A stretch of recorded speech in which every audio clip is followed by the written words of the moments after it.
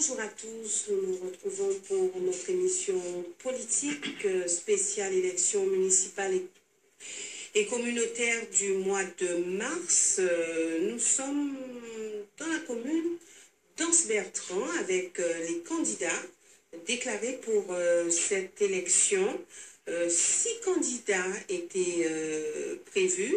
Nous avons reçu un courrier de M. Siméon Rissec, Semblé pour Anse-Bertrand, ensemble changeons la face de notre commune. Un courrier qui dit nous sommes au regret de vous informer que notre candidat pour les élections municipales et communautaires, M. Rissec Siméon, ne sera pas présent sur votre plateau lors de l'émission télévisée prévue à cet effet. Considérant que les conditions ne sont pas réunies pour gagner ces élections, ne voulant pas faire de la figuration à l'unanimité de ses membres, l'organisation a décidé de retirer son candidat. Elle laisse les Ansoises et les Ansois libres de leur choix, tout en insistant sur la nécessité d'un vrai changement de gouvernance pour l'avenir de l'Anse-Bertrand, le secrétaire général.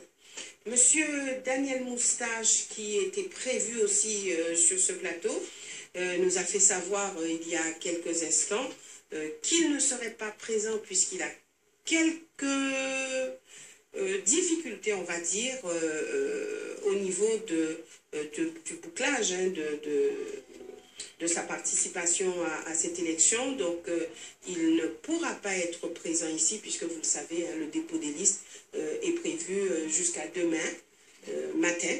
Donc, M. Moustache ne peut être présent sur ce plateau.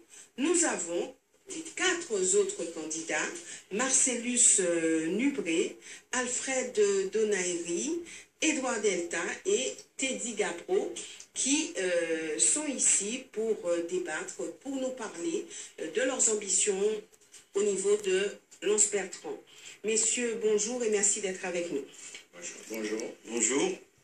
Je débuterai avec vous, Marcellus Nubré. Vous êtes professeur de culture physique, gérant de société dans l'import-export et vous gérez donc des salles de sport. Hein. C'est ce que vous faites, en tout cas, je dirais, quasiment à temps plein.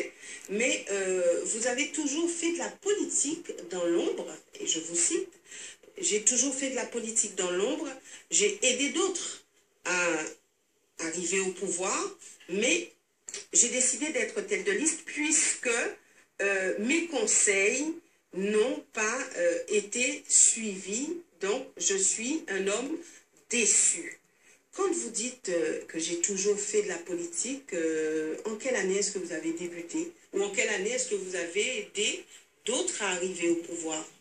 Alors, je dis tout d'abord un bonjour aux téléspectateurs de Canal 10 et plus particulièrement aux Ansoises et aux Ansois. Alors, je vais vous répondre avec le contrôle de tous ceux qui sont avec moi autour de cette table. Nos adversaires? Des gens qui sont, vous savez... qui des sont amis? Des relations. Des relations. En 1995, j'ai fortement contribué à l'élection de M. Donat, qui a eu un succès. Et je lui avais donné pas mal de conseils. Et malheureusement, ces conseils n'ont pas été suivis, écoutés. Et c'est l'une des raisons, de ma présence sur ce plateau aujourd'hui. Ce n'est pas le seul exemple. J'ai aidé d'autres politiques dont je tairai, pour des raisons bien précises, les noms, à l'échelle départementale. Et malheureusement, ces conseils n'ont jamais été suivis. Et c'est la raison pour laquelle j'ai décidé de me lancer personnellement, tête de liste, dans l'élection municipale et communautaire de 2014. Donc, quelque part, vous dites si M.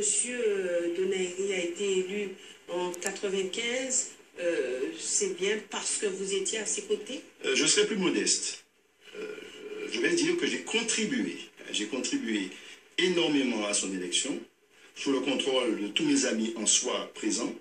Et non seulement j'ai contribué, mais après son élection, j'ai essayé de l'aider, par exemple pour la création d'une salle de sport, étant donné que c'est mon activité première, et connaissant l'engouement des Ansois pour le sport, j'ai mis à sa disposition du matériel que j'avais dans ma salle, parce que j'avais renouvelé tout ce matériel. Mais malheureusement, cette salle n'a jamais vu le jour à Anse-Bertrand. Bon, vous savez, je ne vais pas étaler tout ce que j'ai fait, que j'ai essayé de faire pour Anse-Bertrand. Toutes ces choses n'ont pas été suivies. Ce n'est pas de mon habitude de me vanter. Je suis toujours dans l'ombre, comme vous l'avez dit. Mais à un certain moment, trop, c'est trop. Vous êtes de gauche, de droite, comment vous situez-vous? Mais vous savez, moi je suis, comme vous l'avez dit tout à l'heure, de la société civile. Et je pense qu'en Guadeloupe, après ce que je vois et ce que j'ai vu, se situer de gauche ou de droite, moi je suis tout d'abord un Guadeloupéen, voulant sortir cette Guadeloupe que j'aime, que j'adore, et particulièrement Anse-Bertrand, de ce marasme. Alors, vous savez, je préfère dire que je suis un entrepreneur, et j'aurais voulu, vu la nouvelle conjoncture économique qui existe, les problèmes que nous avons en Guadeloupe, les problèmes que nous avons en France avec l'État, et même sur le plan mondial, je préfère dire que je suis un Guadeloupéen voulant faire avancer, baisser le chômage, développer les entreprises en Guadeloupe, par le biais de la politique. Donc vous n'avez aucune orientation, quelle qu'elle soit, vous n'avez pas de parti, amis, donc vous êtes vous savez, Guadeloupéen et ça s'arrête là. Madame Boisset, tous les politiques, tous, pratiquement sans exception, sont des relations. Je les connais tous, ils me connaissent tous. Ils connaissent aussi... Qu'ils soient de gauche ou de droite. De gauche ou de droite. Ils connaissent mon engagement. Et je dis qu'il y a des idées de gauche qui sont très bonnes, des idées de droite qui sont très bonnes, mais la Guadeloupe a besoin de sa spécificité. Hein. La Guadeloupe a besoin de tous ses enfants pour avancer. Et j'ai décidé maintenant d'entrer officiellement dans l'arène politique pour jouer un rôle pour nos enfants et les enfants de nos enfants. Merci Edouard Delta. Vous êtes pharmacien. Votre première élection date de 1995 aussi. Hein? Tout à fait. Vous avez été candidat aux élections municipales. Exact. En 2001, candidat aux côtés de José Moustache, de 2001 à 2006. Exact. Et puis, vous avez été d'ailleurs le premier adjoint de ce dernier. Exact. Oui. Et puis, vous avez poursuivi sur d'autres élections. Vous étiez aussi en 2008 aux élections municipales. Et on vous retrouve aujourd'hui en 2014. Alors, vous avez dit que je rassemble des Ansois, des hommes et des femmes qui soient de droite, de gauche. En tout cas, c'est le grand rassemblement. Alors, vous avez été à Objectif Guadeloupe, ça on peut le dire aussi, hein, et bien sûr à l'UMP. Exact. Aujourd'hui, qu'en est-il exactement? Puisque l'UMP existe encore. Alors d'abord, je dirais bonjour à tous les téléspectatrices et téléspectateurs de Canal 10. En particulier, un grand bonjour aux Ansoises et aux Ansois qui nous regardent, ainsi que nos amis Ansois de métropole. S'agissant de mon positionnement politique, j'ai décidé effectivement pour ces élections municipales 2014 de ne pas avoir d'investiture politique et de me présenter parce que justement je veux me présenter sous la bannière de mon parti local, l'UDS, Union Développement Solidarité, dans le cadre de... Vous auriez pu avoir l'UDS et être soutenu par exemple par l'UMP. Qu'est-ce qui dérange? Ça aurait pu, c'est un choix parce que j'ai décidé d'intervenir dans le cadre d'un front républicain où je rassemble effectivement toutes les bonnes volontés de droite, de gauche et sans étiquette en sachant que nous avons un dénominateur commun qui est l'intérêt supérieur et le développement de la commune de Lens-Bertrand. Il ne fait pas bon d'avoir l'étiquette de l'UMP aujourd'hui? Je ne porterai pas de jugement, j'ai choisi de fonctionner dans le cadre... Oui, je suis tout à fait transparent, c'est un choix majeur que j'ai choisi, donc je ne porte pas de jugement de valeur. Parce que plusieurs cherchent le soutien de grands partis et d'hommes forts de la Guadeloupe. Alors, est-ce que pour vous, aujourd'hui, l'UMP ne représente pas grand-chose en Guadeloupe, donc vaut mieux ne pas avoir cette étiquette? Sachez que notre liste s'appelle Force, Action et Rassemblement et est déclarée divers droite. Divers droite. Divers droite. En sachant que l'important, c'est de sauver la commune de Lens-Bertrand. Je pense qu'il ne faut pas essayer de rentrer dans un débat d'étiquette politique. La vie quotidienne que connaissent les Ansois ne se résume pas à une étiquette, mais à la capacité d'un candidat ou d'une liste à pouvoir résoudre les problèmes qui se posent à l'échelle de notre commune. Vous dites que c'est une liste, permettez juste avant de poursuivre, vous dites que c'est une liste de rassemblement, c'est bien cela. Exactement. Donc il y a des gens de gauche, sans étiquette, etc. Est-ce qu'il n'était pas possible, quand on parle de rassemblement, d'avoir avec vous, par exemple, M. Nubré, M. Gabreau, puisque aujourd'hui, beaucoup disent, moi je peux travailler avec n'importe qui, et je prône le rassemblement. Alors est-ce que ce n'était pas possible, justement, d'avoir sur votre liste ces deux candidats? Sachez en tout cas que cela ne s'est pas fait, et que j'ai des personnalités... que ça se fasse? Moi, j'étais très ouvert à toutes les bonnes volontés, quelles qu'elles soient. Et d'ailleurs, c'est ainsi que Maître Carole Logue, ancienne conseillère régionale de Victorin Lurel, a rejoint notre liste. Ça veut dire que Victorin Lurel vous soutient? Pas du tout, pas du tout. Carole Logue est venue à titre personnel avec son expérience. Elle est avocate et elle se trouve en deuxième position sur notre liste. Et je compte lui faire jouer un rôle particulièrement important au niveau de la communauté d'agglomération. Oui. Donc, vous avez un petit peu balayé la question. Monsieur Nubré, c'était pas possible. Vous ne l'avez pas rencontré? Oh, je parle avec tout le monde, avec Marcellus Nubré, avec Teddy Gabreau, avec tout le monde. Avec Monsieur Donaïri? Avec Monsieur Donaïri en tant que, je dirais, politiquement opposant. Oui. Bon. J'avais un peu voté en touche cette question, mais c'est vrai qu'il est important, puisqu'on dit à cette population, oui, moi je veux rassembler, mais jusqu'où on peut rassembler? Est-ce qu'on peut justement faire avec tout le monde? Monsieur Gabreau, vous êtes du rassemblement bleu marine, donc on peut dire vous êtes à l'extrême droite. Ah, je n'ai pas ce terme. Non? Non, rassemblement bleu marine. D'abord, je dis bonjour à tous les téléspectateurs qui nous regardent, et particulièrement, donc, bien entendu, à tous les futurs électeurs de Lens-Bertrand. Et moi, c'est péjoratif pour moi, l'extrême droite. L'extrême droite n'est plus Front National, on le sait quand même depuis pas mal de temps. Mais ceci dit... alors, quand on dit extrême droite, forcément, on dit Front National. Oui, c'est parce que ça a été inculqué dans les mémoires télévisuelles depuis 40 ans. Que faut-il dire maintenant, alors, si on ne dit pas extrême droite? Front National. Il faut dire le Front National. C'est tout. L'extrême droite, vous avez d'autres partis, les partis de Karl Lang, les partis des... Alors le Front National est positionné... Où est-ce qu'il est positionné? Il est à la droite de la droite, et pas à l'extrême droite. Donc pour vous, la droite de la droite, qu'est-ce que c'est?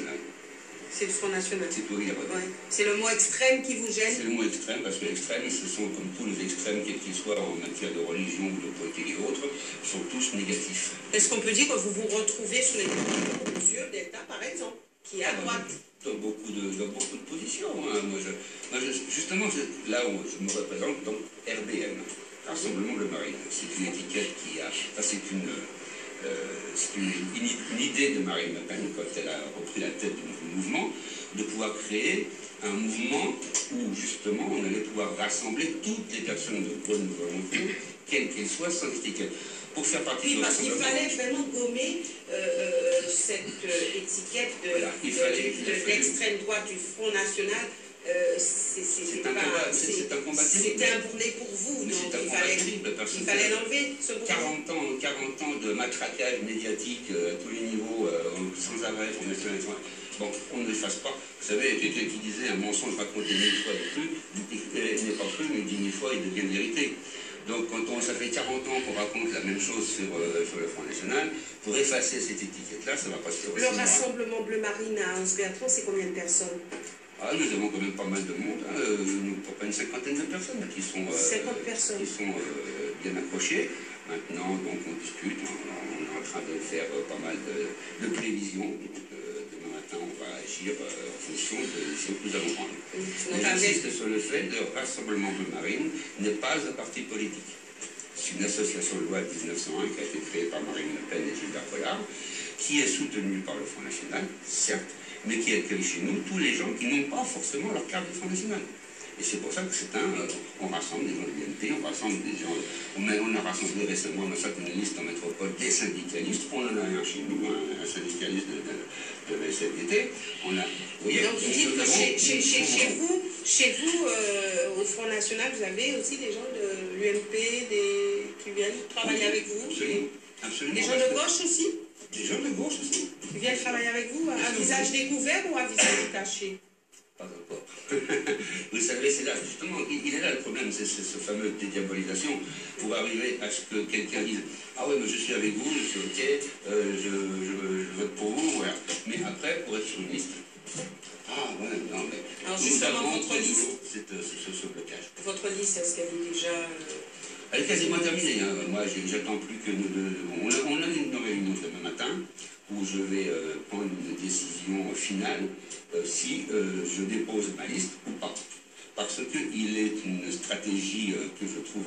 D'ailleurs, c'est pour ça que je me lance dans cette élection municipale, pour essayer de réunir les gens. Parce que nous étions partis avec 6 listes pour une petite ville comme Anse-Bertrand, de 4500 habitants, c'était complètement ridicule. Je pense que beaucoup de personnes se sont rendues compte qu'il faut quand même avoir 10% pour pouvoir arriver au deuxième tour. Et les grandes chances qu'avec une multitude de listes comme ça, c'était impossible. Donc, là, bon, je vois le programme. Donc, quelque part, vous nous dites, je ne sais pas encore si je serai présent à cette élection. Si je me présenterai. C'est ça, si vous vous présentez à cette élection. Si vous ne le faites pas, est-ce que ça voudrait dire que vous irez renforcer l'une, du moins, même si ce n'est pas en étant sur une liste, mais est-ce que vous irez renforcer l'action d'un des candidats qui se trouve ici? Et ça sera lequel? Ah, ça, vous le direz au moment. Oui, ça sera M. Delta, il est juste à côté de vous. C'est pas forcé, hein. Nous sommes M. Delta, nous avons discuté entre nous il y a longtemps déjà, dans un numéro de téléphone. M. Nubré, on s'est rencontrés aussi il y a donc ça sera peut-être M. Donaïri. Sûrement pas. Oui. Ça, sûrement pas. D'accord. Donc, entre les deux candidats, vous irez préparer moi, je préférerais effectivement qu'il y ait le moins de listes possible pour pouvoir battre le candidat en place. Je pense que votre choix est déjà fait parmi les deux candidats qui sont là. 99%. Ouais. D'accord. Merci. Maintenant, Alfred Donaïri, vous êtes enseignant à la retraite. Vous avez débuté en politique en 1975. Vous avez été responsable syndical. Vous avez milité à l'UPLG. Vous dites tendance nationaliste, hein, ça c'est vrai qu'on le sait. Et en 1983, vous avez soutenu Pierre Tacita aux élections municipales. Vous êtes devenu d'ailleurs à cette époque conseiller municipal. Et en 1995, vous vous êtes présenté toujours aux élections municipales avec le Garec, et c'est à cette époque que vous êtes devenu maire. Vous avez été battu en 2001 par José Moustache, et puis vous êtes revenu en 2006, vous avez été élu maire jusqu'à ce jour. Alfred Donaïri, vous avez un parcours d'homme politique très riche.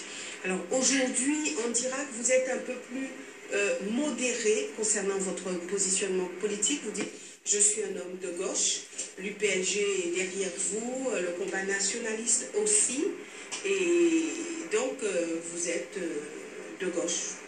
D'ailleurs, vous êtes très ami avec le Parti socialiste. Tout d'abord, je dis bonjour à tous les spectateurs de Canal 10 et en particulier mes compatriotes en soi. Je dis merci à Canal 10 de me permettre de m'exprimer sur ce plateau, d'avoir organisé cette réunion qui permettra aux Ansois de faire, je dirais, le choix en toute tranquillité. Alors pour répondre à votre question, il est vrai que je suis entré en politique depuis très longtemps, ça c'est vrai. J'étais, comme vous l'avez dit, membre de l'IPLG. L'organisation n'est pas crachée dessus parce que nous avons appris, j'ai appris beaucoup, ce qui me permet d'avoir ce positionnement, c'est-à-dire la rigueur, le jugement et aussi faire la politique autrement. En 83, effectivement, j'étais sur la liste conduite par Pierre Tacita et j'étais conseiller dans l'opposition. La majorité était conduite par José Moustache. En 89 également, toujours avec Pierre Tacita, j'étais conseiller municipal de l'opposition, mais à partir de 92-93, nous avons constaté à l'issue des élections régionales que notre tête de liste, Pierre Tacita, perdait du terrain et les Ansois m'ont demandé de le relayer, car sans quoi notre organisation va disparaître. C'est ainsi que nous avons créé le GAREC. Il est vrai que j'ai pris mes distances de l'IPLG. Pourquoi? Ce n'est pas par rapport aux valeurs, par rapport à ce que l'IPLG disait, mais seulement il y a un moment où il faut réfléchir. Il ne faisait pas bon à l'époque d'avoir une étiquette nationaliste non plus. Hein. Non, ce n'est pas, pas pour cette raison. C'est que... C'est ce qui s'est passé dans les années 83, dans les années 80. Non, c'est que il y a un temps, je dirais, pour toute chose. C'était ce qui était valable à un moment donné, n'est plus valable après. Alors c'est donc pour ces raisons que j'ai dit aux amis que cette ligne-là ne me convient plus, ne me convient pas. Il faut rester collé à la réalité. Et c'est ainsi que je me suis, surtout après mon élection en tant que maire, mais aussi après mon élection en tant que conseiller général, comme vous n'avez pas cité, en 98. Voilà, en 98, j'ai pris mes distances de cette organisation et je me suis rapproché des organisations de gauche qui convenaient plus à ma conviction pour le moment. Qui était plus porteur aussi parce qu'il n'y avait pas de reconnaissance. Quand on avait cette étiquette de nationaliste et quand on était à l'UPLG, il fallait pouvoir porter ce... Non, mais ce n'est pas ça. C'est pas ça qu'il faut voir. Hein. C'est pas ça. Hein. Non. C'est une connotation un peu négative. C'est pas ça. Ce qui est important de constater, c'est la transformation au niveau des mentalités. Au niveau des mentalités. Par exemple, je prends le cas de la langue. Parler le créole, eh bien, ça vient du fait qu'il y a une analyse à cela. Nous avons compris que la culture guadeloupéenne devait être mise en avant. Or, c'est le PLG qui a défendu cela. Et après, il y a le Gouka. Maintenant, tout le monde parle du Gouka, on joue le Gouka. Mais il faut voir, faut voir à l'époque. À l'époque, c'était tabou. Mais, donc il y a des choses. Mais puisque toutes ces considérations ont été vulgarisées. On a compris également aussi au niveau économique qu'il faudrait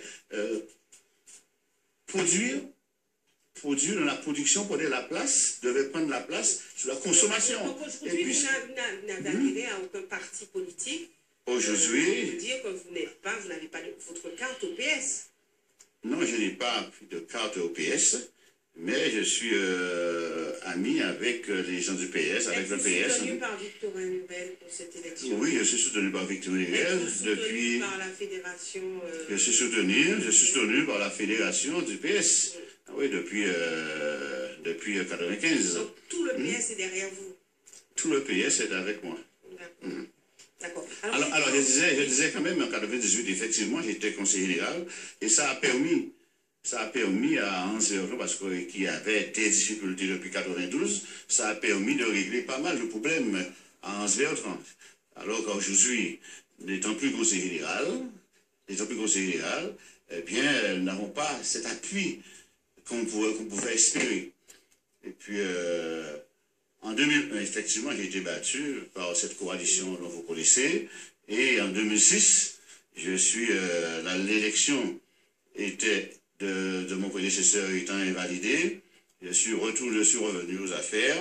Et souvenez-vous, eh bien, il y avait, on avait contesté l'élection par le biais de mensonges en disant que j'étais sur Canal 10 pendant le déroulement des suites. Et ils ont trouvé des ensois, je dirais, pour mentir. Mais malheureusement, le droit a prévalu. Et le collègue Delta était obligé d'aller payer fort ce que les autres auraient fait. Avant de passer à votre bilan, puisqu'il faudra y arriver, est-il vrai que Claudie Mauvrel vous aurait rejoint dans ce combat municipal? Oui, c'est si vrai. C'est pas Claudie Mauvrel seulement. C'est pourquoi je me situe en tant que rassembleur. Alors qui d'autre? Il y a Claudie Mauvrel, il y a d'autres éléments qui avaient constitué une organisation qu'on appelle Mouvance. Tous ces gens-là sont avec moi aujourd'hui. Et donc Claudie Mauvrel qui est une dame d'une certaine compétence. Justement, mais qu'est-ce qui vous rassemble? Parce que je me rappelle des batailles dures de 2008, de 2001 déjà. Je me rappelle des propos qui avaient été aussi tenus et on ne s'attendrait pas du tout à retrouver Claudie Mauvrel à vos côtés. Ah non. Je suis le candidat qui s'entend avec tout le monde. Delta vient de le dire. Mais elle a été votre adversaire farouche? Non, elle n'a jamais été une adversaire farouche. Ah ouais? Elle a été une adversaire gentille? Non. Monsieur Claudie Mauvrel était dans une liste d'union avec Moustache. Oui. Mais notre relation était toujours très correcte. Très correcte, on se parlait, on s'entendait parfaitement. Il n'y avait pas eu de... Bon, vous savez, dans le feu de l'action, il se peut qu'il y a des extrémistes qu'on ne peut pas contrôler, qui pourraient dire ou écrire des choses, mais pas sous ma responsabilité. D'ailleurs, elle le savait, elle me connaît. Parce qu'il faut savoir que Claudie Mauvrel, ce n'est pas un politique, comme nous sommes connus. Claudie Mauvrel était à l'Union sportive ansoise, où j'ai dirigé pendant très longtemps. Et elle était avec moi, et donc elle me connaît. Femme de droite qui ne partageait pas votre action sur Hans Bertrand. Elle était une femme de droite, vous le savez. Elle était une femme, bon, ça dépend. Non. Elle était une femme de droite, elle était aussi une femme de gauche, comme tout le monde dit, aujourd'hui. On peut se... Oui, elle était aussi au PS. Non, mais Claudie Mauvrel qui était avec, du côté de Mme Lucette Michaud-Chevry, qui était avec, dans l'action même de José Moustache, qui était... Oui, ça dépend. Non, vous avez connu cette Claudie Mauvrel. Ça dépend. D'accord. Je travaille avec les gens de droite. Aussi au GAREC. GAREC, c'est un rassemblement des forces politiques dans Zéotran, des gens dans Zéotran qui veulent changer les choses. C'était ça la signification. Donc on peut être à droite comme à gauche. Donc ce n'est pas ça. C'est la sœur de M. Delta, non? C'est la sœur de M. Delta, mais Claudie Mauvrel ne se retrouve pas dans l'action de M. Delta, parce qu'il faut savoir une chose. C'est pourquoi je vous ai dit, ce qui est important, c'est de connaître la personne, connaître l'homme. Claudie Mauvrel me connaît depuis longtemps. Elle sait ce dont je suis capable. Elle connaît mon parcours. C'est pourquoi elle a fait ce choix. Quel sera votre premier adjoint? Claudie Mauvrel sera mon premier adjoint. Voilà. Bien sûr. Mes sources sont bonnes. Ah ouais, c'est mon premier adjoint. Merci. Alors maintenant, passons à votre bilan. Alors, les temps forts de votre bilan. Les temps forts. S'agissant de mon bilan, je dois vous dire quand même, nous avons trouvé Hans Bertrand dans une situation après 2006, dans une situation vraiment catastrophique. Il y avait je dirais, un budget qui était déficitaire, d'une part, mais il y avait des dépenses qui étaient masquées. Alors, nous avons mis tout ça sur la table, je parle bien le budget, alors que je dois répéter que le budget n'est pas significatif. Ce qui compte pour moi, c'est le compte administratif. Alors, donc devant cela, je savais très bien que depuis 1992, la commune d'Anse-Bertrand étant sous tutelle, et que je savais également que le retour à l'équilibre, c'était dans 25 ans. 25 ans, c'est-à-dire en 2017. En 2017.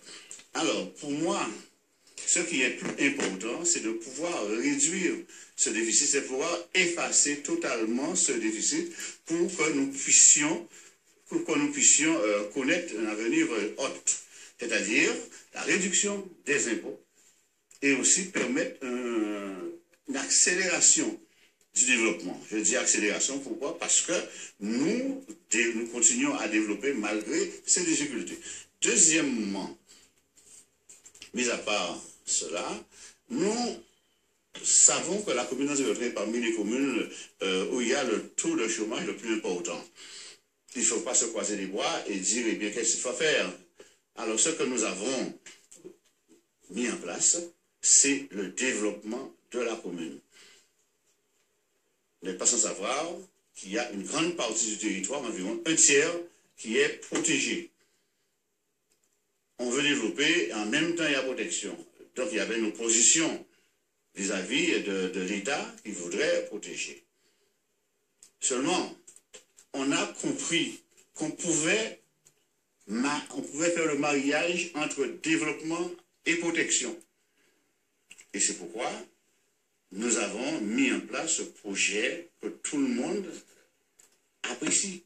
C'est la boucle Zunogantère. Donc voilà un point important, un engagement fort pour voir. C'est un projet qui a 450 emplois à la clé. Alors là, c'est d'autre part, ce qui est important aussi, ce palpable, ce n'est pas de l'utopie. Pourquoi le projet a déjà commencé? Le projet a déjà commencé. D'ailleurs, le 27 janvier 2014, Madame la présidente de la région était à Anse-Bertrand, et a compris qu'il fallait encore soutenir davantage ce projet, et on l'a, parce que ça a déjà commencé, elle était en présence des acteurs, en présence des jeunes qui travaillent déjà pour construire la boucle. C'est très important dans la mesure que Mme Carabin, qui est actuellement présidente de la régie, présidente de la communauté d'agglomération de Nord-Canter, nous demande de prolonger la boucle jusqu'à Moule. Donc c'est un projet porteur sur lequel les Ansois sont accrochés et qui va répondre aux problèmes du moment, c'est-à-dire pour éviter pour réduire en quelque sorte le nombre de chômeurs en Anse-Bertrand. D'accord. Au-delà de cette boucle du Nord-Canter, qu'avez-vous réalisé? Qu'est-ce qui a été fait? Qu'est-ce que les Ansois voient sur le territoire? Il y a le boulevard de Radinsab. Le boulevard de Radinsab, que tout le monde reconnaît, je ne dirais pas c'est un bijou, mais c'est une réalisation très importante. En Anse-Bertrand, on dit que c'est la commune, l'INSEE a reconnu, où il y a en pourcentage, bien entendu, le plus grand nombre de constructions de routes. Nous avons, voilà, il y a ça, les trottoirs aussi ont été aménagés à chaque entrée du bourg, et aussi au niveau de Guéry, à La Croix, à Massou, à Campèche. Nous avons également mis l'accent au niveau de la jeunesse. Alors pourquoi cela? Nous envisageons deux choses. Premièrement, réduire la violence. Alors vous envisagez ou vous avez déjà fait? Nous l'avons déjà fait. Nous l'avons déjà fait, mais nous poursuivons. Alors on verra tout à l'heure ce que vous avez fait, mais qu'avez-vous fait? C'est ça que je dis. Vous avez fait déjà pour la jeunesse? Au niveau de la jeunesse, il y a les écoles. Ça, c'est la jeunesse, les écoles. Nous avons pu réhabiliter l'ensemble des écoles et aussi accompagner les parents, accompagner les associations également. par le biais de l'OMCS, presque toutes les écoles primaires de la commune ont ce qu'on appelle un CLAE. Hein? Le CLAE, classe de loisirs associée à l'école. Pourquoi cela? C'est parce que, comme je vous ai dit, hein, il n'y a pas d'emploi. Les gens sont obligés d'aller ailleurs. Mais pour cela, il faudrait que ces enfants-là soient pris en compte. Donc, c'est le rôle du CLAE de prendre en compte ces enfants par le biais de l'OMCS. Toutes les associations sont aidées, oui. C'est pourquoi on me demande comment UVN puisse exister. Parce qu'il faudrait n'être pas sans savoir que ce sont que des communes, pas telles Bimao et comme ça, qui peuvent avoir un club cycliste de cette dimension. Vous n'en parlez pas, mais permettez que je puisse quand même y arriver, puisque ça fait partie de votre action. Est-ce qu'on peut dire aujourd'hui qu'il y a plus de sérénité au niveau du personnel communal? Il y a plus de sérénité au personnel communal. Pourquoi? Quand je suis arrivé, les agents étaient à 16,35e. Aujourd'hui, tous les agents dépassent 25,35e. Il y en a que très peu qui sont à 25,35e. Les autres sont soit... Et tous les agents, à 100%, sont titulaires. C'est premièrement. Deuxième, tous les agents sont titulaires. Ouais. Et aussi, les agents bénéficient de ce qu'on appelle le régime indemnitaire. Et nous avons aussi mis l'accent sur la formation. Parce que nous voulions reprendre l'organigramme. Nous avons déjà plusieurs agents de catégorie B. Je ne dirais pas que l'objectif, c'est qu'il y ait aussi plusieurs agents de catégorie A. Mais à partir des agents en place. D'où la formation. Je connais la valeur de ces agents. Je sais très bien qu'ils sont en mesure de devenir des cadres. Merci, merci à Alfred Donaïri. Nous poursuivrons avec vous tout à l'heure. Nous donnons la parole aux autres candidats. Marcellus Nubré, alors vous avez entendu le bilan brossé par Alfred Donaïri. Qu'en pensez-vous? Je pense qu'il y a énormément de contre-vérités. Si, au regard des Ansois et Ansoises, je dirais que les travaux qu'Alfred Donat a entrepris sont surtout des travaux de démolition. Pas de construction, de démolition. A-t-il démoli? Il a démoli l'église. Et il a du mal, justement, en pleine campagne électorale, alors qu'il avait fait des promesses que pour la nouvelle année, on aurait eu, les catholiques auraient eu la messe dans cette église. Mais malheureusement, lorsqu'il ne sera pas là, nous aurons énormément de travail pour terminer cette église. Donc il a démoli l'église. La place de l'église, c'est une ruine. C'est-à-dire que si on n'est pas forcément catholique et qu'on attend quelqu'un pour sortir de la messe, on n'a aucun endroit ombragé, aucun banc pour s'asseoir. Il a démoli aussi cette place de l'église. Donc vous voyez, ce n'est pas de la construction. La cantine scolaire est actuellement en pleine démolition. Et ce qui est grave, ce qui est très grave, c'est que les contribuables ont participé au niveau de 20 000 € en 2010 pour mettre cette cantine aux normes, ce qui était louable. Alors que M. Alfred Donaïri était maire, était conseiller général, était président de la communauté des communes, il a soi-disant, comme il vous a parlé de la grande boucle du Nord-Grande Terre, imaginé qu'il va construire à Anse-Bertrand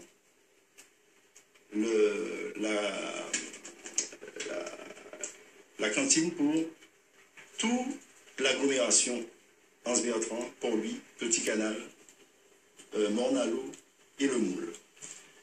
Et il se trouve que cette cantine, après avoir fait des travaux, je vous dis à hauteur de 20 000 euros, il est en train de la démolir sous prétexte qu'à Anse-Bertrand, il va construire quelque chose au niveau de la communauté.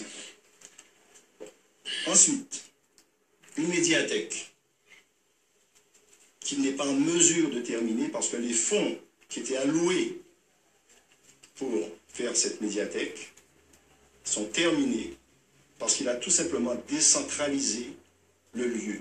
Donc il y a eu des travaux supplémentaires.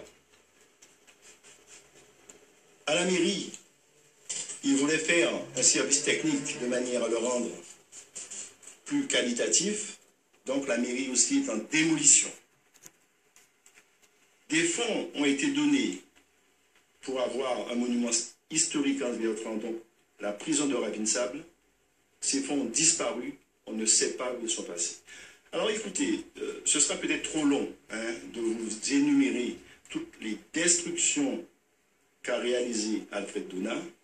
Et tout mais quel intérêt aurait-il qu'il casse tout et écoutez, madame, sans raison et dans la commune? Madame Boissy, c'est un constat. Je suis comme vous-même, spectateur, parce qu'il n'y a pas de transparence en Anse-Bertrand. Comme vous-même, je suis spectateur. La raison... C'est une question que je vous pose. Quand on détruit, c'est pour reconstruire. Mais écoutez, c'est lui qui pourra répondre. Hein, c'est lui qui pourra répondre. Parce que je n'ai pas entendu parler de tout cela. Et je vous assure que si vous faites un tour, Canal 10 qui fait de la proximité fait un tour en Anse-Bertrand, c'est vraiment une ruine. Le stade d'Anse-Bertrand, qui porte le nom de notre grand champion, Lilian Thuram, c'est une ruine aussi. Les logements insalubres qui existent à Anse-Bertrand, particulièrement à Grand-Fond, qui sont abandonnés. La ferme de Campèche, tout ça est abandonné à Anse-Bertrand. Et je regrette que... Alors pour vous, qu'est-ce qu'il a fait concrètement? Il a démoli. Ça se résume à cela. Ça se résume à cela. Et c'est grave. La situation d'Anse-Bertrand est très grave. Il a démoli. Il a essayé, par le biais de la communauté des communes, de réaliser la médiathèque. Il ne peut pas la terminer. Vous savez où on fait la messe? Sous un manguier à Anse-Bertrand. Une tente, un manguier.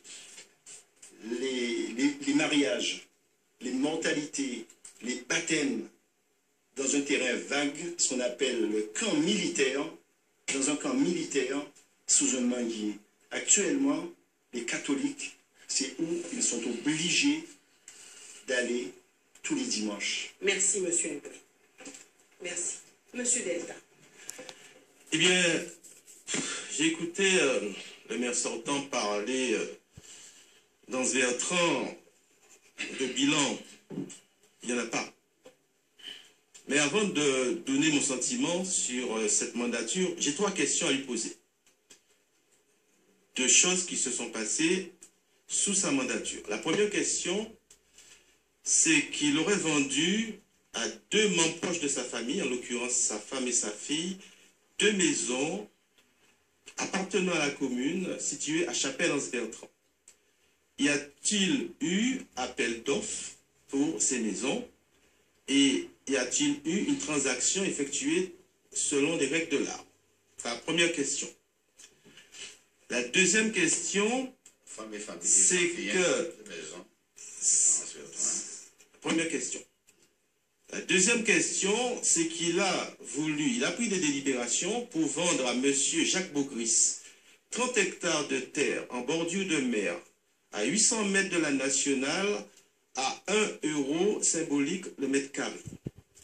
Je voulais savoir qu'est-ce qui l'a motivé pour vendre 1 euro le mètre carré. Symbolique, 1 euro symbolique le mètre carré, c'est ce que vous avez écrit dans les délibérations que vous avez prises. D'accord. Et la troisième question, il a construit l'espace multimédia. Et je vous montre la délibération du conseil municipal sur les terres de la famille Foucan et Béral. Quand on soustrait un bien appartenant à autrui, ça s'appelle du vol. Et dans cette délibération datant du 14 février 2014, il dit, par délibération précitée, il est précisé que l'échange de terrain avec les consorts Bérad et M. Foucan pour la parcelle AI 565 de 320 mètres carrés située à la périphérie du Bruy, ça a rectifié cette délibération. En effet, la parcelle BA19 appartenant au consort Bérad Foucan sera échangée contre les parcelles AI 567 de 379 mètres carrés et AI 569 de 300 mètres carrés. Donc, vous soustrayez un bien appartenant à un particulier en 2007 et c'est seulement en 2014 que vous dites que vous lui proposez un autre bien en échange. Je suis désolé. Larousse dit clairement, le vol, c'est l'action de soustraire à autrui frauduleusement un bien lui appartenant. Et je souhaite que M. Donat réponde à ces 3 questions avant la fin de l'émission. Alors laissez-le répondre, peut-être, hein, laissez-le répondre, et puis ensuite nous reviendrons sur... C'est dommage, hein, je serai obligé de porter peut-être des informations. Premièrement, il faudrait, bon, dans la preuve, hein, qu'il puisse m'expliquer, parce qu'il est conseiller municipal, est-ce qu'il y a une délibération prise en ce sens pour vendre à ma fille et à mon épouse 2 maisons en environnement. C'est une question que j'ai posée. Répondez à la question. Attends. Je vous prends un mot. Vous allez, voilà. Premièrement. Deuxièmement, vous avez dit 30 hectares de terre vendus à l'euro symbolique à M. Jacques Boris. Que vous avez voulu faire et que j'ai bataillé faire pour que ça se passe pas. Vous avez pris... J'avais voulu faire. Attention, je vais prendre un mot. Vous avez pris plusieurs délibérations. J'ai pris plusieurs délibérations. Quelle est votre position? Vous étiez présent. Et j'ai défendu, j'ai été à la presse. Alors, est-ce que vous êtes en mesure de montrer... Est-ce que vous êtes en mesure de présenter une délibération mentionnant la vente de terrain à l'euro symbolique à M. Yagouri? Oui, monsieur, je peux présenter une délibération disant que vous avez voté une délibération pour vendre à l'euro symbolique. Non, je voudrais qu'il puisse le répéter. Oui, bien sûr. Absolument. Non, mais on a dit ça. Mais on pète possède à Douvant Pérec à 3 reprises. Et là encore, on répète. Je recommence. Troisièmement, consul la médiathèque, il a dit en quelle année? Vous avez commencé en 2007. Ok. Et... Attends, Monsieur Delta, c'est moi qui ai la parole, monsieur. Laissez-le répondre. En 2007. Allez-y. La médiathèque a été conçue par la communauté de communes du Nord-Grande-Terre. Et qui était président de la communauté de communes en 2007? Répondez. C'est votre ami, voilà, comment il s'appelle encore? Attendez, qui était président de la communauté de communes en 2007? Jean-Marie Hubert. Jean-Marie Hubert, votre ami Jean-Marie Hubert. Alors voilà. C'est la commune, c'est vous qui avez mis à sa disposition un terrain pour pouvoir construire la médiathèque à cet espace. Parce que la médiathèque a été conçue par notre équipe et c'était prévu. Non, c'était prévu que la médiathèque se fasse auprès du restaurant scolaire de Lance Bertrand. Et lui, par démagogie politique, il a transféré la médiathèque sur un terrain qui n'appartenait pas à la commune pour pouvoir se faire réélire en 2008. Voilà. Donc, il est en train de faire du hors-sujet et il ne répond pas à la question posée. Ça ne pose pas de problème à monsieur. Ça ne pose pas de problème à monsieur au conseil Foucan-Bérad, hein, c'est à lui ça pose problème. Parce que ça pose c'est naturel, voilà. On a la délibération en question, c'est pas à présent, on a pris la délibération depuis tantôt. Et maintenant, il y a je crois une erreur de superficie, etc. Donc on a repris la délibération. Il n'a pas voté contre, hein. Écoutez, monsieur Donat, je lis. En effet, la parcelle BA19 appartenant au consort Bérad Foucan sera échangée. Si vous dites que la parcelle sera échangée, ça veut dire que vous reconnaissez que ces parcelles-là leur appartenaient. Attendez. Et c'est vous-même qui avez donné à la communauté de communes le droit de construire. En 2007, merci. Il était question de l'échanger. Et puis on passe au bilan. On a changé le lieu. Ce n'était pas à cet emplacement-là qu'on l'a... Bérad Foucan a voulu qu'il y ait une parcelle près de la mer, près de la mer, donc près de la mer, du côté de Chapelle. Voilà, on a échangé simplement. Bon, il veut monter un problème qui n'existe pas. Merci, monsieur Donnelly. Alors, concernant le bilan, Ok. rapidement, puisque vous avez déjà pris du temps pour... Bien, alors je constate qu'il n'a pas répondu aux questions. Il a fait que menacer, mais il n'a pas répondu Non, aux je vous questions. attaque l'information. Vous ben, pouvez savoir, je vous dis ça. Allez-y, Allez-y, parce que tous les Ansois savent que ce que je dis, c'est la réalité. Non, mais non, ça veut dire, Bien. Alors, concernant son bilan, en fait, M. Donat, il n'a pas de bilan. Puisque... il n'a rien fait. En matière de projet, on peut dire oui qu'il n'a rien fait. Parce que lorsqu'il parle d'espace multimédia, par exemple, c'est un projet qui date de l'ancienne équipe dont je faisais partie. Lorsqu'il parle du boulevard de Ravine-Sable, c'est un projet qui a été conçu par l'équipe dont je faisais partie. Lorsqu'il parle de boucle du Nord Grande Terre, il parle en fait, il parle de projet. On lui parle de bilan, il répond de projet. Ensuite, quand il parle des chiffres, il est en train de dire des inexactitudes. Parce que moi, je vais vous donner les chiffres budgétaires de la commune de Lens-Bertrand. Les chiffres que je donne, ce sont des chiffres qui ont comme source le ministère de l'économie et on peut les vérifier sur le site Journal du Net. Rapidement, monsieur Delta. Alors, je vais vous brosser un tableau de l'évolution budgétaire entre 2006 et 2012. Il est à la tête de la commune depuis 2006. Eh bien, en 2006, les produits de fonctionnement étaient de 6,2 millions.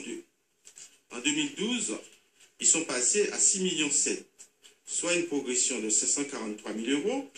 Mais vous verrez que les charges de fonctionnement en 2006 étaient de 5,2 millions et sont passées à 7,2 millions, soit une progression de 2 millions d'euros. Donc vous voyez que les charges de fonctionnement progressent beaucoup plus vite que les produits de fonctionnement. Et c'est pour cela qu'en 2006, où j'avais voté un budget à l'équilibre, il apparaît un excédent de résultats comptables en 2006 de 996 000 euros, alors qu'en 2012, on a un déficit comptable sur l'exercice 2012 de 534 000 euros, mais cumulé entre 2006 et 2012 de 1 530 000 euros, avec une capacité d'autofinancement qui passe en 2006 de 1 047 000 euros à moins 255 000 euros. Donc, la gestion de M. Donat est catastrophique parce qu'il n'a pas su gérer les finances de la commune. Mais au-delà des finances, il n'a pas su non plus gérer les ressources humaines de la commune. Merci, M. Delta. Merci, M. Delta. Nous reviendrons avec vous tout à l'heure, M. Donaïri. M.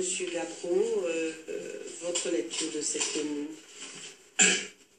Je ne vais pas reprendre tous les critiques de mes collègues, parce que je suis à 99% d'accord avec eux. Monsieur Donat, dans sa commune, ne peut pas dire qu'il ait fait grand-chose de visible. Vous habitez dans cette commune depuis combien de temps? Depuis 3 ans. Et vous avez vu qu'il n'y a pas monsieur. grand-chose qui a été réalisé? Non. Depuis 3 ans, vous dites... Quand je suis arrivé, j'ai vu une ville vraiment délabrement, quoi.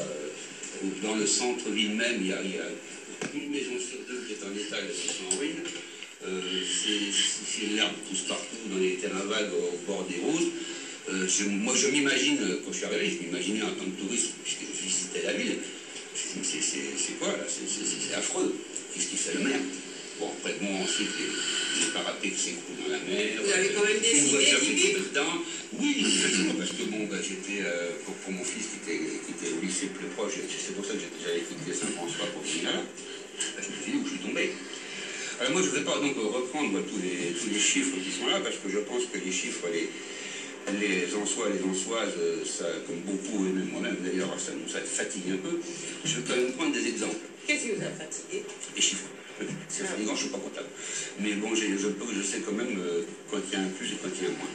Alors moi, ce que je reproche surtout nous, au niveau de notre politique en général, c'est le problème de l'église de Bertrand, qui pour moi est le plus gros scandale, qui est surtout. Parce que, apparemment, moi, j'ai vu que le budget primitif de la région en 2010, avait budgété 26 millions d'euros pour aménager 6 points. 6 points qui devaient être ensuite débattus, mais avec priorité le centre-bourg de Bouillante et l'église Saint-Bertrand. Apparemment, je ne sais pas si M. Denery a été au courant, ou si même quelqu'un au conseil municipal a été au courant de la décision du délibéré du conseil régional, mais quoi qu'il en soit, M. Denery a fait un appel d'offres pour l'église en 2012. Donc évidemment, il n'y avait plus les sous. C'est normal. Il aurait fait des résultats, l'église serait finie, payée, etc. C'est un exemple. Donc ça, pour moi, c'est simplement un exemple de mauvaise gestion. Et surtout quand on voit comme disait M. Mouret, que malheureusement les croyants, les catholiques de la commune vont sous pluie, etc., faire la messe, baptiser les enfants sous une bâche. Je trouve que c'est un manque de respect énorme. Il y avait d'autres endroits, ne serait-ce que l'ancienne cantine scolaire, ou même les sous-sols du stade, à des endroits au moins décents pour que les croyants puissent aller faire leur prière et leur mariage, etc. Que de les jeter dans un champ, parce que c'est un champ, l'ancien camp militaire, je trouve ça scandaleux. Donc c'est un peu, moi je trouve que c'est un peu le mépris. Bon, je ne sais pas si M. Denery est croyant, mais je ne pense pas, parce que pour faire ça, c'est pas possible. Mais moi je ne le suis pas non plus, mais je poussais une aide. Donc ensuite, ça c'est une chose. Ensuite, je me suis rendu compte qu'il y avait beaucoup de choses, parce que bon, ça tout le monde lui reproche son opacité. Je l'ai déjà répété à plusieurs reprises. On ne sait jamais quand va avoir lieu le conseil municipal. C'est la loi, normalement, pour le maire, d'afficher à la porte de la mairie, telle date conseil municipal, l'ordre du jour. À la fin du conseil municipal, on doit avoir le résultat des délibérés. Personne n'est au courant. J'ai réussi à assister 2 fois, par hasard, au conseil municipal avec mes amis, parce que mon ami qui est habité à côté de l'église, qui est à côté de la mairie, venait toujours demander à la secrétaire, c'est quand le conseil municipal? C'est quand le conseil municipal? Est-ce que vous trouvez ça normal? Alors bon, je me suis dit, bon, il y a des choses à cacher. Donc j'ai assisté 2 fois de suite à ce conseil municipal. 2 fois de suite, j'ai entendu des choses qui m'ont littéralement sidéré. C'était dans le style où ça c'est m'avait amusé entre guillemets, où quand on fait une réunion en disant bon qu'on va recalculer le prix des abonnements pour les concessions pour les carreaux, quand ah oui, mais on entasse les morts sur les morts, on ne sait même pas quel est le dernier qui est le propriétaire de la concession. J'ai entendu des trucs, mais c'est presque du grand guignol. Il faut assister un conseil municipal avec M. Denery, c'est extraordinaire. Ensuite, quand on vote des subventions à des associations, quand il y a un conseil municipal, je ne sais plus lequel, se pose la question, mais qui c'est? M. Denery ne savait même pas. Il a demandé à sa secrétaire, c'est qui on donne 1 500 € d'une association, M. Denery ne sait même pas qui c'est. Et c'est tout à l'avenant. Alors moi, bon, ensuite, j'ai été, moi ça me suis surtout énervé, c'est depuis que je suis au lotissement d'Iry, là, et ça il n'y a pas longtemps que je suis là, il y a des choses inimaginables qui se passent. En 2002, ce terrain a été vendu pour construire un lotissement.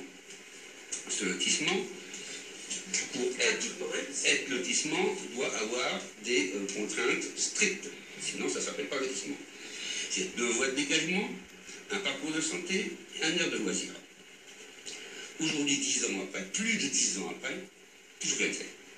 Toujours rien de fait, ce lotissement ne devrait même pas avoir eu l'autorisation d'être nommé lotissement. Et on se rend compte, à force de démarches sans arrêt au cadastre et autres, que la plus grande partie de ce terrain, qui fait, non pas comme nous dit M. Denery en réponse à mes critiques, 800 m², non, ce terrain c'est 5000 m², dont 800 m² soi-disant constructibles.